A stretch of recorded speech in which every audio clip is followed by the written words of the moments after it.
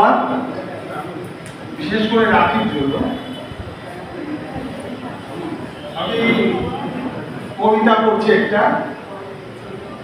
ভিড় হবেন না, না না ভয় পাবেন না, আমি কোনো রাজনৈতিক নেতা নই, ভোট চাইতেও আসিনি একগুচ্ছ মিথ্যা প্রতিশ্রুতির গল্প শুনিয়ে।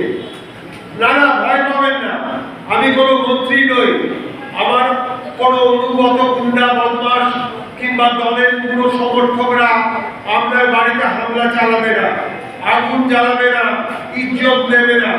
না না ভয় পাবেন না, আমি কোনো জঙ্গি নই, ভয় দেখিয়ে ধর্ম দেখিয়ে আপনাদের খুনি বানাতে আসিনি। আমি এসেছি আপনাদের পাশে দাঁড়াতে, ভাবাতে, দেশের কথা চোখ খোলা রাখতে, যাতে শুধুই জনগণ হিসেবে ভিড় না বাড়ান, ভিড় না বাড়ান। সবাইকে আমার আন্তরিক ভালোবাসা উপস্থিত যারা, ধন্যবাদ।